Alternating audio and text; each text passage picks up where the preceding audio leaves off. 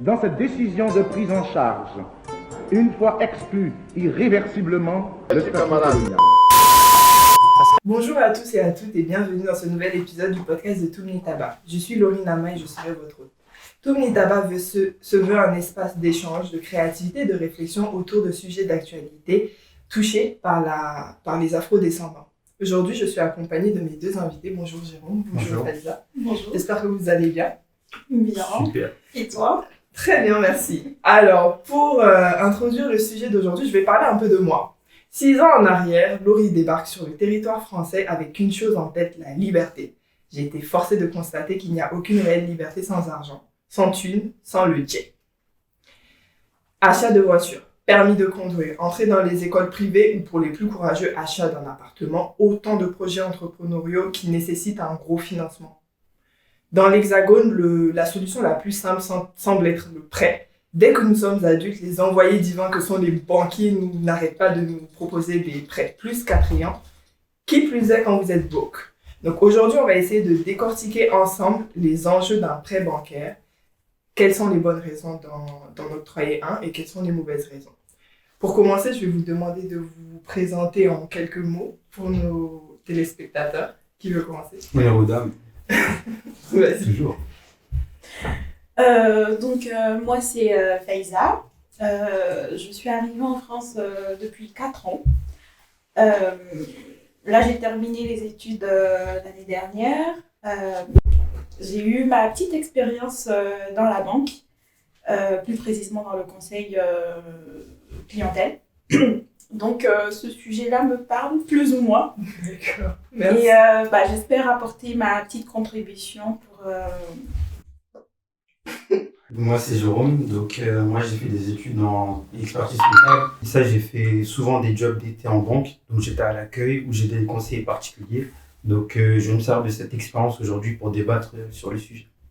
Puis bon, au-delà de ça, on est tous les trois jeunes et peut-être amenés à octroyer un prêt ou est-ce déjà avoir eu un. D'ailleurs, je voulais savoir quelle est votre expérience au niveau des prêts. Est-ce que vous en avez déjà pris? Ça dépend de l'échelle, hein. Ça peut être des gros prêts comme des petits prêts, ou est-ce que tout simplement vous avez été déjà de l'autre côté de la table, c'est-à-dire du banquier, enfin en tout cas de la banque qui octroie le prêt? Moi, j'ai fait les deux. Oui. J'ai déjà pris un prêt, parce que c'est comme tu le disais dans ton introduction, on est étudiant étranger en France, on voit que tout passe par les prêts, souvent même quand on n'en a pas envie. Hein. Ouais. Déjà, je pense que ma première expérience de prêt, ça a été... je ne sais pas si vous connaissez le système Locapass. Non, moi je connais pas. Oui. Locapass par Action Logement. Oui. Donc, souvent quand tu changes de logement, parce que je me suis retrouvée dans une situation d'alternance, dans 2 villes différentes. Et du coup, il me fallait un autre logement, donc contrainte budgétaire. Oui, On m'a proposé cette offre-là qui consiste justement à... Donc, quand tu arrives dans le logement, au lieu de payer la caution, cette structure-là paye ta caution et après, c'est mensualisé. Donc, tu rembourses au fur et à mesure. Donc, c'est spécialement pour les étudiants. Oui, c'est spécialement pour les étudiants, jeunes travailleurs, tout ça. Et récemment, avec mon expérience, j'ai pu également faire des crédits pour d'autres personnes. Ok, et toi Jérôme? Moi, j'ai déjà prêté de l'argent à des amis de manière personnelle. Oui. Et j'ai déjà emprunté aussi pour financer des voyages à l'étranger, pour apprendre des langues notamment. Ok, mais est-ce que ça vous est déjà arrivé? Donc là, je vais parler un peu de mon expérience. Moi, j'ai déjà fait pas un gros prêt, un prêt à moyenne de 10 000 euros. Mais ça n'a rien à voir. C'était même pas pour moi. Mais à part ça, j'ai souvent fait, vous savez, les paiements plusieurs fois. On se rend pas compte. La grosse Mais arnaque. c'est une sorte de prêt. Surtout que je me rappelle, mon premier prêt de ce type, c'était pour avoir un téléphone qui s'est cassé 2 mois après. Et fallait quand même que je le rembourse. T'avais pas d'assurance? Non. J'avais pas pris l'assurance parce que je me suis dit, oh, c'est pas le peine. Enfin bref, ça c'est vraiment, pour moi en tout cas, l'expérience des prêts, c'est plutôt mal passé ou neutre pour l'autre prêt. Et je voulais savoir de votre côté, comment est-ce que vraiment vous trouvez que vous avez fait c'était la seule solution que vous aviez ou la meilleure, surtout dans ton cas, Ou est-ce que, bon, au final, avec le recul, c'est pas une solution très reluisante? Moi, franchement, je pense que ça m'a beaucoup aidé. Ouais. Parce que t'as déjà un loyer à payer, t'as plein de dépenses et là, tu te retrouves dans un logement où tu dois payer la caution et également le premier mois de loyer. Ouais. Ça monte très vite. Bon, en alternance, peut-être j'avais 1000 euros à peu près. Déjà, ça fait le salaire, quoi. Donc, avec ce prêt-là, m'a beaucoup aidé. Et après, je pense que la mensualité, elle était pas... Peut-être qu'elle était de 35 € par là. Oui, ça va. 35 €, ça passe crème. Je pense que, oui, c'est ça. Quand t'as la capacité de rembourser, ça va. Mais une fois que la mensualité, elle est super élevée et que t'as pas forcément de ressources, ça devient compliqué. Moi, je pense que, parce que là, dans son cas, c'était un prêt sans taux d'intérêt. Oui. Moi, pour ce type de prêt, je suis d'accord. À partir du moment où il y a des taux d'intérêt, il faut faire très, très attention. Il faut voir sa capacité de remboursement, comme elle l'a dit, c'est très, très important parce que si à la fin, tu n'arrives pas à rembourser, il peut t'arriver vraiment des soucis pour le futur. Donc moi, dans la mesure du possible, si c'est possible d'éviter de faire des prêts, il faut le faire. Maintenant, lorsqu'on n'a pas le choix, il y a d'autres solutions, mais on va en parler plus tard. Et pour la partie prêter de l'argent, j'ai déjà fait. Et moi, je déconseille de prêter de l'argent à des amis. Ou sinon, il faut employer un autre terme. Je te donne. C'est-à-dire, je ne m'attends pas à ce que tu me rembourses. Mais prêter, moi, j'aime l'argent. On a qu'à dire la vérité. Si je te prête et que moi, je fais mes calculs dans ma tête en me disant oui, tu vas me rembourser tant, au final, tu ne me rembourses pas, notre amitié peut se briser. Hein. Elle peut, ça va se briser même. Ah oui, non. Parce que franchement... on est dans un monde où on a besoin d'argent. Moi, je fais mes calculs, tu ne me rembourses pas à temps. Je pense que sur ce point, on va tous être d'accord. Ah oui. Moi, j'ai des expériences de prêt. Non, franchement, plus jamais. Même si je suis riche, si tu veux, je te donne l'argent. C'est ça. Faut pas que je m'attende à l'avoir et que tu me le rendes pas, quoi. Parce que c'est frustrant. C'est comme tu dis, si tu fais ton budget avec l'argent que tu as prêté. Faut jamais faire ça. Non, jamais. En fait, tu as prêté, oublie même, en fait. Oublie et dis-toi, oui, le jour où il vient me rembourser, tant mieux. S'il vient pas aussi... Mais... moi, je peux pas oublier. Après, ça dépend aussi de combien t'as prêté. Hein.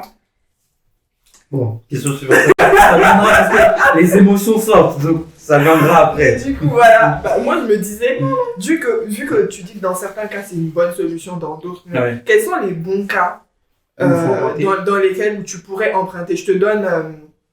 Moi, autour de moi, j'ai tout type de profil. Hein. J'ai des jeunes étudiants. Quand je dis jeunes, ça va être entre 18 et 22 ans où vraiment souvent t'es broke, tu te cherches, etc. Et il y en a d'autres qui vont jusqu'à 30 ans où t'as ton premier taf, ou voilà. Il y en a qui ont acheté des appartements, tu vois. Comme il y en a d'autres, ils ont par exemple emprunté pour des passifs, je crois qu'on appelle ça comme ça. Des passifs du type voiture, etc. qui vont te coûter. Et moi, je me demandais, dans quel type de cas, pour moi, ce serait avantageux de prendre un prêt, parce que moi par exemple je pense pas que je vais prendre un prêt pour une voiture. Pourquoi? Parce que je ne compte pas vivre à long terme ici et je me dis la voiture en soi, est-ce que je vais rentabiliser dessus, sachant que en plus on voit avec la crise du Covid, tu perds ton travail si tu as 300 € chaque mois à rembourser et que tu n'as plus de la banque elle s'en fout en fait de tes problèmes. Là, il y a effectivement des solutions, parce que la banque, oui, elle est capitaliste, c'est normal, elle n'est pas là pour nos beaux yeux. Mais quelque part, elle est là aussi pour arranger. Donc, avec la crise du Covid, tu as pas mal de mesures que les différentes banques ont prises pour alléger, peut-être. Ne serait-ce que pour alléger et même pour que les clients ils aient pas à jongler un peu trop. Par exemple, il y a les suspensions d'échéance de prêt. Que ce soit pour le type de prêt dont tu as parlé, par rapport au passif, crédit à la consommation, donc pour tout ce qui est voiture, je sais pas, qu'est-ce que tu veux financer? Mariage, voyage, tout ça. Oui. En fonction de la banque, tu peux effectivement faire des suspensions d'échéance de prêt, je sais pas, sur 2 mois, il y en a qui font sur 3 mois.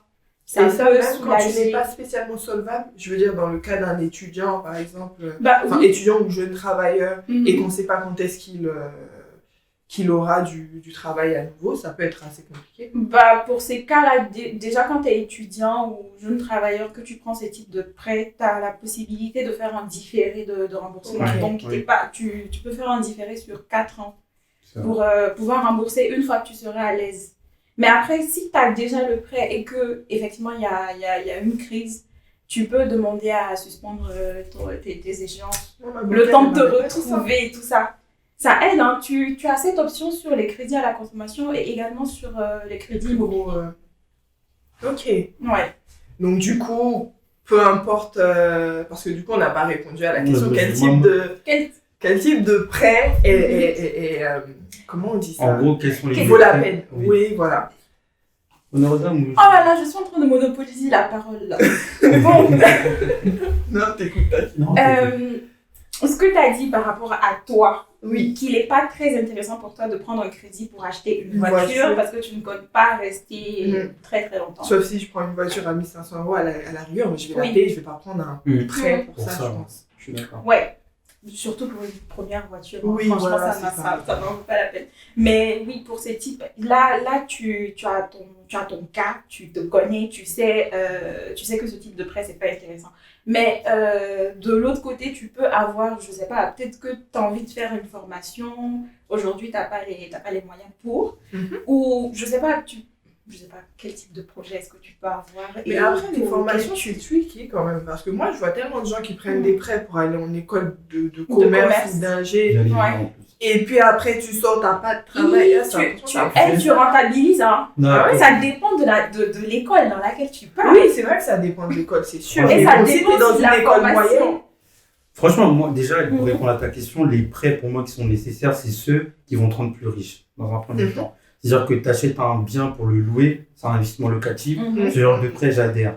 Mais les prêts à la consommation, par exemple, acheter une voiture, si tu en as vraiment besoin pour ton travail, Si t'es dans le BTP, Voilà. il te faut une voiture. là, par ça exemple. t'enrichit. Mais acheter une voiture juste comme ça, moi, j'en vois pas l'intérêt. Il vaut mieux acheter des trucs d'occasion. Maintenant, concernant les études, ça concerne, regarde que moi, c'est mon point de vue, on est en France. Mhm. Jusqu'au master et même bien au-delà, les études, elles sont peu chères en France. Oui. Personne t'oblige à faire une école de commerce à je ne sais pas combien d'euros, surtout que beaucoup, contrairement à ce qu'on pourrait penser, ne rentabilisent pas ça. Parce qu'au Ouais. final, ok, ils arrivent dans des entreprises avec un certain salaire, mais le prêt qu'ils auront fait pour payer cette école, bah, au final, les mensualités vont faire qu'ils vont gagner moins que ceux qui, par exemple, sont allés dans une école entre guillemets lambda et qui, voilà, parce qu'à la fin, au bout d'un certain moment, les salaires sont à peu près équivalents. Lorsque tu deviens manager, etc., tu sors de telle école ou de telle école, à un moment, les salaires, ils se stabilisent. C'est à l'entrée qu'il y a une grosse différence. Sauf qu'à la fin, si tu fais un prêt, tu dois rembourser, je sais pas, peut-être 500 € par mois. Si tu gagnes 2500, au final, ça te fait 2000 €. Alors, celui qui est entré dans une école lambda, il va peut-être gagner 2200 €. À la fin, il gagnera plus que toi, tu vois. Donc, je pense qu'en France, et je précise bien en France, parce que dans d'autres pays, c'est pas pareil. C'est beaucoup plus cher. Ouais. Franchement, pour moi, ça ne vaut pas le coup de faire des prêts pour acheter des voitures si on n'a pas besoin. En plus, on est à Paris, les transports en commun. Franchement, c'est. Et puis, moi, ce que je remarque beaucoup aussi, c'est qu'il y a beaucoup de gens qui font des prêts, surtout pour flamber. À prendre l'exemple de la voiture. Non, parce que c'est facile d'avoir un prêt ici. C'est ça, tu vois. En fait, Dès que tu sors d'école, monde. on te cherche. C'est Même ça. dès que tu as ton bac, on te propose un prêt. Exactement. Dès que tu sors d'école, on te propose un prêt. Donc, du coup, les gens, par exemple, imaginons l'achat de la voiture. Tu peux très bien acheter une voiture d'occasion, ça coûte pas cher. Mais comme on est dans une logique de matu réseaux sociaux, Bah oui. les gens ils vont prendre une BMW pour une première voiture, et à la fin ils mangent des pâtes jusqu'à la fin de leur vie. C'est pas le but, tu vois. Non, mais c'est vrai. Ce genre de truc, franchement, les prêts, faut éviter. Dans la mesure du possible, faut éviter. Sauf si ça te rend plus riche. Ah, t'achètes un bien immobilier que tu loues, là je suis d'accord. Pour ton entreprise, même pour les entreprises, il y a plusieurs sources de financement, mais bon, je pense que ça, on va y revenir plus tard. Oui. Donc, franchement, les prêts, il faut éviter. Là. Waouh. Donc, voilà, si vous faites des prêts pour manger des pâtes, franchement, Ça sert à ça rien. sert à rien. Ça sert à rien. Mais franchement, pour le sujet d'école, juste pour donner de mon expérience, je me suis rendu compte qu'il y a les extrêmes et le milieu. Quand tu es au milieu, tu es le pire en fait. C'est-à-dire, donc moi j'ai travaillé dans un milieu, on va dire de l'ingénierie, donc scientifique. Je ne sais pas si c'est pareil dans les écoles de commerce, etc. Où tu as ceux qui ont fait de grandes écoles d'ingénieurs, qui ont coûté cher, 20 000 €, 15 000 €, etc. Qui eux peuvent avoir un bon poste. Tu T'as ceux qui ont fait la fac, par exemple, master, etc., qui vont avoir un poste moins bien, mais avec l'expérience, qui dans tous les cas vont monter, parce qu'on a tous, tu vois. Puis il y a ceux qui sont au milieu, c'est-à-dire qui ont pris une école d'ingé moyenne, à peut-être 7 000, 8 000 euros, et au final, tu te fais... Voilà! Oui, tu te fais Les entreprises ont une sorte d'échelle par rapport aux écoles, il me semble. Et plus ton école est bien, plus t'es payé. Moins ton école d'ingé est bien, moins t'es payé. Et au final, il y a certaines écoles d'ingé où t'es pas loin de ceux qui ont fait des masters. Donc tu te rends compte que toi, t'as fait un prêt pour tes 7 000, 8 000 euros, mais tu te retrouves au même niveau que quelqu'un qui a fait un master. Donc pour moi, pour les prêts étudiants, il faut savoir quelle école tu vas apprendre déjà. Parce que si en plus en France, il y a plein de grandes écoles où c'est des arnaques. C'est ça, c'est des écoles de l'arnaque. Beaucoup de grandes écoles, tu sors et surtout les privés, c'est de l'arnaque. Ils te font payer super cher, tu sors, rien du tout. Il n'y a rien en face. Et en plus, c'est du fort. Il y a aussi un autre avantage en France, c'est que quand on veut intégrer une grande école, par exemple, alors peut-être pas pour toutes les écoles de commerce, mais il y a un système qui s'appelle l'alternance. Oui, voilà. Donc, les entreprises financent ton école, tu vois. Alors, en plus de ça, tu as un salaire, donc à la fin, tu as quand même la ligne sur le CV. Et puis en plus, tu as l'expérience. Enfin, en tout cas, oui, tu as l'expérience. Mais tu voulais dire quelque chose, j'ai vu, tu as sauté. Oui. Parce que tu as parlé de l'alternance. Oui, dis-moi. L'alternance, c'est bien. Moi, je suis la première à vendre l'alternance. Franchement, c'est bien. Mais tout le monde n'a pas la chance d'avoir une alternance. Ça, c'est vrai. C'est super Et encore, c'est pas toutes les formations qui sont proposées en alternance. ouvertes en alternance. Donc, souvent, oui, comme Laurie l'a dit tout à l'heure, prendre un prêt étudiant pour financer ses études, c'est bien. Mais pas prendre, tu vois, l'exemple que tu as donné par rapport aux 8 000 euros. Finalement, tu te retrouves, tu vois que, certes, tu as fait une école de commerce, mais tu es payé pareil, que je sais pas. Oui. Ou alors, comme il a dit, quand on déduit ton tu te retrouves en dessous. Et par rapport à ce que tu as dit précédemment, je suis tout à fait d'accord avec toi. Par rapport à, comment ça s'appelle encore ? Tu as parlé tout à l'heure de... Ceux qui font des pâtes. Non, pas manger de pâtes. Oui, de prendre un crédit pour financer les études. Tu as dit oui, c'est bien, mais en France, voilà, en France, tu penses que ça ne sert pas trop et que finalement, quand vous montez, vous avez l'expérience. À un moment donné, le salaire, ça s'aligne. Ça s'aligne. Je ne suis pas tout à fait pour. Parce que moi, j'ai vu des cas. Le monsieur, il a pris son prêt étudiant, il a payé ses études.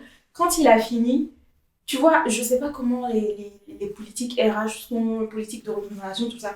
Je ne sais vraiment pas comment est-ce qu'ils font. Mais je vous assure, ceux qui ont payé hyper cher les études, ils sont mieux payés. La première année, ils sont mieux payés. Non, mais ils sont très bien payés. Et je te jure qu'au bout de 2 ans, par exemple, tu as fini de rembourser ton prêt. Vu que le prêt étudiant par rapport au financement des études, c'est un crédit conso que tu peux rembourser de façon anticipée et sans pénalité. Oui, ça je veux. Donc, au bout d'une année ou de 2 ans de taf, le monsieur il a terminé, il fait un remboursement anticipé de son crédit et il passe à autre chose. Mais effectivement, oui. Entre-temps, la personne qui sera venue d'une école lambda, en 2 ans d'expérience, peut-être pas en 2 ans, généralement c'est 3, 4, 5 ans, mais en fait, l'argent qu'il a constitué, le fait de manger des pâtes jusqu'à la fin de l'année, pendant un bon nombre d'années, ça c'est la souffrance. Non, mais parce que, ok, tu fais ton prêt anticipé, etc., mais tu as souffert. Alors que tout l'argent que tu as accumulé pour rembourser ton prêt, c'est de l'argent que tu aurais pu mettre, je sais pas, pour apprendre par exemple une autre langue. Mais et ça t'aurait donné un plus sur le CV. Qui dit un plus sur le CV, dit je veux des marques de mes concurrents, donc peut-être un meilleur salaire. Donc il y a toujours, pour moi, en France, il y a toujours un moyen de s'en sortir. Au-delà de ça, est-ce que tout le monde peut avoir un gros prêt pour aller à HEC non. Mais après, il y a des... C'est ça. Est-ce que tous les étudiants sont au même niveau pour demander un prêt? Tous les étudiants ne sont pas au même niveau parce que pour t'accorder un prêt, on va se baser sur ton garant. Voilà, et si t'es pas déjà, il faut que tu aies un garant parce que tu ne peux pas venir et avoir un prêt tout de suite. C'est vrai. Donc, si ton garant, il est bien, tu peux avoir un prêt de 50 000 euros pour financer tes études. Tout à l'heure, tu as dit, oui, le gars qui a mangé les pâtes et qui a économisé pour rembourser son prêt. Mais tu oublies que ce gars, quand il va rentrer, il aura un salaire... il aura un haut salaire, déjà à l'entrée. Oui. Et au fur et à mesure, son indice va évoluer. il aura son augmentation, tout ça. Qui à un moment va s'aligner avec celui qui est rentré en sortant d'une école lambda. Pas forcément. À la limite, il y aura peut-être 500, non même pas 500 euros, 1000 euros bruts annuels d'écart, mais en tout cas, moi, de mon expérience, parce que j'ai intégré beaucoup de grandes entreprises, à un moment, peu importe l'école d'où tu viens, les salaires, ils s'alignent. Au début, c'est vrai, il y a une grosse différence. Ça, je suis d'accord avec toi. Il y a une grosse différence qui permet justement de rembourser ton prêt. Mais à un moment, tu fais 3-4 ans, à la fin, malheureusement, les salaires s'alignent. Même si tu viens de HEC ou de H, je sais pas quoi, à un moment, les salaires s'alignent. Mais on est d'accord que le HEC, ça te suit. Ça te suit. Après, quand tu es manager, c'est l'expérience. Hein. Tu peux... Entre quelqu'un, par exemple, qui a fait, je sais pas, 5 ans d'alternance et quelqu'un qui a juste HEC sur son CV. J'avoue, l'alternance, ils prennent facilement. Ils prennent, hein. Et quand tu as de l'expérience, ils prennent. Après, bon, je me dis que ça dépend. Et il y a quelque chose qu'on n'a pas vu aussi. Moi, j'ai vu ça à NJ quand j'y travaillais. Ouais. C'est que on a tendance, en tout cas, moi, je pense, les membres de la diaspora francophone, à faire de très longues études. Et moi, je me suis rendu compte qu'ils cherchaient des techniciens. Exactement. Et les techniciens étaient payés comme des ingénieurs parce qu'il n'y avait tellement pas de techniciens qu'ils payaient 3000, 3005. Et nous, tu sors d'école, tu as 2005. Hein, ouais, c'est tu ça, vois. c'est ça. Et tu te dis, le technicien, ok, si on a eu le bac ensemble et que le technicien, il a fait un bac plus 3, donc licence, etc. Toi, tu es allé, voilà. En même temps, il a eu 2 ans d'expérience, il a eu le temps de monter. Oui, et en plus, on cherche des techniciens, il va gagner beaucoup plus que toi. Ouais. Et lui, il a clairement pas fait un prêt pour faire son BTS, etc. Mais au-delà de ça, tout à l'heure, tu as évoqué les autres moyens de financer d'autres projets. Qu'est-ce qui te vient en tête si, par exemple, si on sort des études, là, c'est fini pour les études, je veux un prêt immobilier, soit locatif, soit pour le fructifier de moi-même ou pour faire un Airbnb, peu importe. Alors, déjà, je n'ai pas forcément pensé immobilier, mais pour l'immobilier, il y a un système qui est très répandu en Afrique, en Asie, c'est la tontine. Bon, maintenant, ça, il faut faire attention. La tontine, tu vois, par exemple, moi, je vais parler de mon expérience en Chine, parce qu'ils font souvent des tontines. C'est des gens qui se connaissent. C'est-à-dire qu'on connaît tes parents, etc. On vient du même village, on va faire des tontines. L'avantage de faire ça, c'est que tu passes pas par la banque. Deuxième avantage, c'est que tu as une liquidité très rapide, parce qu'on va tous t'envoyer tout de suite de l'argent. Donc, avec ce capital, tu peux faire un premier prêt. Enfin, tu peux acheter dès le début ton appartement et tu vas rembourser les personnes que tu connais. Mais faut être sûr que les personnes soient des personnes fiables. Tu vois, c'est ça le risque. C'est que il faut que les personnes soient fiables. C'est pas encadré, quoi. Exactement. La deuxième solution, c'est qu'aujourd'hui, avec toutes les plateformes de crowdfunding en ligne, tu vois, tu peux tu peux avoir de l'argent, en tout cas, sans passer par les instituts traditionnels, tu vois. Ça. Donc, c'est ces 2 moyens. Après, moi, je pensais plus pour ouvrir son entreprise. Oui, ça fait partie, de toute façon, en tant que jeune. Donc, en plus, maintenant, avec l'ère des réseaux sociaux, etc., c'est quand même assez simple de diffuser son offre de crowdfunding. Donc, tu peux avoir beaucoup de gens qui t'aident. Si ce que tu dis, c'est pertinent, et au final, tu te retrouves avec des sommes, tu te dis, waouh, en banque, j'aurais jamais pu emprunter ça, tu vois. Effectivement. Et à la fin, en plus, tu rembourses pas. Oui, c'est ça. Vu que c'est des dons. C'est participatif. Donc, oui. Oui, ça dépend. Je crois qu'il y en a certains où ils prennent des parts de Oui, ton... parce que en tous les cas, c'est des parts minimes vu qu'il y a énormément de monde. C'est ça. Parce que tu as pas mal de types de crowdfunding, effectivement. Il y en a, je pense, ils participent au capital. Il y en a qui font des apports de diverses natures. Donc oui, pour celui qui va participer au capital de ton entreprise, bien sûr, tu vas lui verser une dividende. C'est ça. Et donc, et quelque part, il peut même s'immiscer dans la gestion de ton entreprise. Oui, ça peut être tricky. Il y a une autre forme de crowdfunding dont je connais qu'une entreprise qui fait ça, c'est le time funding. L'entreprise s'appelle Jama Funding. Je trouve qu'elle n'est pas assez connue pour ce qu'elle fait. Ça s'appelle donc Jama, J-A-M-A-A, je crois, Funding. Et ils font du crowdfunding et du time funding. Le time funding, c'est en gros, si par exemple, pour ton entreprise, tu as besoin de juristes, les juristes vont te faire don de leur temps. Genre 5 heures. Bah oui, un peu comme du bénévolat. Au lieu de te donner de l'argent, ils vont dire ok, moi je participe à hauteur de 5 heures en tant que consultant, juriste ou avocat. Ou moi par exemple, si la personne a besoin d'études thermiques pour des bâtiments, moi je vais donner une journée de mon temps. Et c'est quand même une contribution parce qu'en soi ça l'évite à lui d'aller payer des milliers d'euros pour un consultant externe. Et donc du coup les consultants ils gagnent quoi? Franchement, je sais pas. Je crois qu'il y a les. Si tu participes grandement, ça va être comme du crowdfunding, tu peux avoir des petites parts. Sinon, ça peut être du don. Il y a des personnes qui proposent vraiment leur don, genre, pour aider les jeunes entrepreneurs. J'ai trouvé ça super intéressant quand tu n'es pas forcément prêt à mettre de l'argent. Mais au moins, si par exemple, tu sais que tu participes, tu sais ce que tu fais, tu sais que ça va servir à la personne et tu sais qu'il ne va pas prendre ça pour, je sais pas, aller manger avec tu vois. Donc, c'est super intéressant. Du coup, pour la dernière partie du podcast, il y a quelque chose que je demande toujours à mes invités, c'est les recommandations. Donc, qu'est-ce que vous recommandez aux auditeurs ou téléspectateurs en lien avec notre sujet d'aujourd'hui? Ça peut être n'importe quoi, un livre, un documentaire, une façon d'agir, un mode de vie ou un conseil.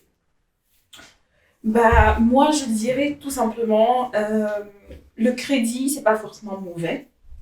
Après, on est en France et on a facilement accès au crédit.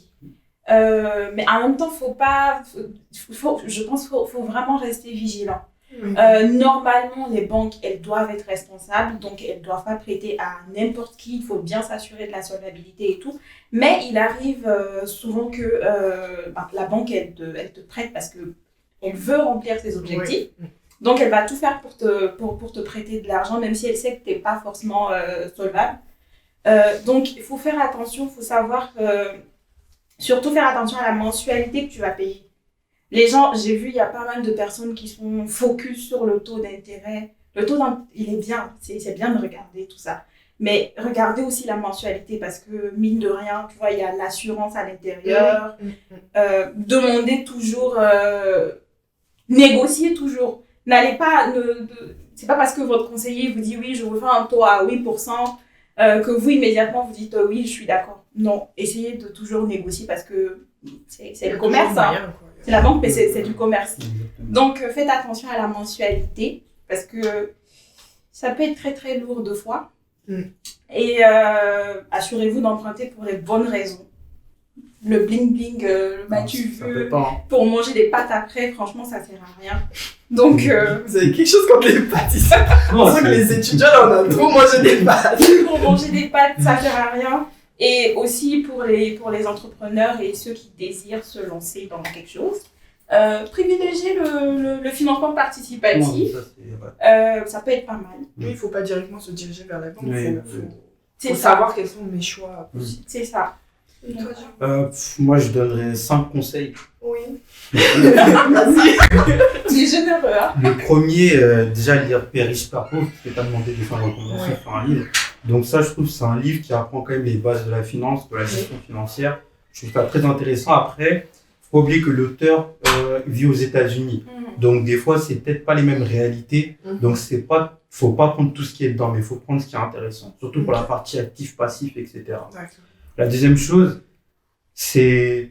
En fait, il faut connaître votre poche. Parce qu'en fait, un conseiller bancaire, même s'il y a le mot conseiller, c'est un commercial. C'est-à-dire que lui, comme elle l'a dit, ils ont des objectifs à atteindre en fonction des banques.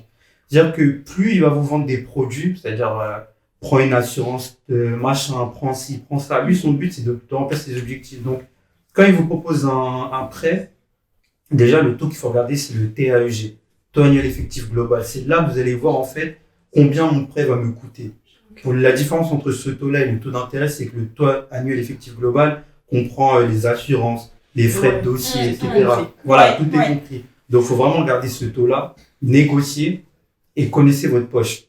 C'est-à-dire que ne cherchez pas à avoir des prêts de je ne sais pas combien en disant que vous pouvez vous rembourser, je sais pas, 700, 800 euros par mois, alors que vous connaissez votre situation, tu vois. Ça, c'était le deuxième conseil. Troisième conseil, négocier, comme elle a très bien dit. Il faut tout négocier avec sa banque. Tout. Et à vous mettre un taux, divisez le pourcentage du taux par 2. C'est ça. Après, il va vous proposer quelque chose de-dessus, divisez encore par 2. Faites jouer la concurrence. Ça, c'est un autre conseil aussi. Faites jouer la concurrence. Et le dernier conseil que je peux donner, c'est essayer de voir d'autres sources de financement. Comme j'ai dit, le crowdfunding, essayer d'emprunter de l'argent à votre famille, faire des tontines, etc. Et le quatrième et dernier, ne prêtez pas d'argent à vos amis. Si vous voulez. Donc moi, franchement, prêtez pas d'argent à vos amis. Moi, c'est le seul conseil que je peux vous donner. Donc, voilà. Ok, merci. Bah, je pense que c'est de très bons conseils. J'appuie surtout le dernier, ne prêtez pas d'argent. Franchement, ça gâte que vraiment quand c'est tes amis proches même qui te remboursent, c'est là même ça pique. Tu te dis, toi, le sang de mon sang, c'est ça. Enfin bon, bref. Franchement, merci beaucoup de m'avoir donné de votre temps, de nous avoir donné, parce que je pense que j'ai appris beaucoup, les gens qui vont écouter apprendront beaucoup.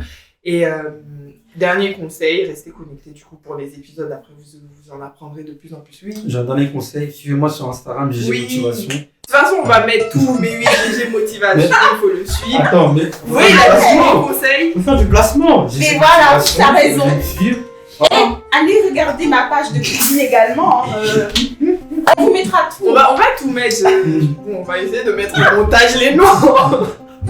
Donc, allez suivre Jérôme et Faiza sur les réseaux. Vous apprendrez encore beaucoup plus de choses. Vous avez vu, c'est des personnes multitâches, tout ce que tu peux, multitalents. Et restez connectés pour les épisodes d'après. On vous remercie de rester jusqu'à la fin. Ciao. Ciao.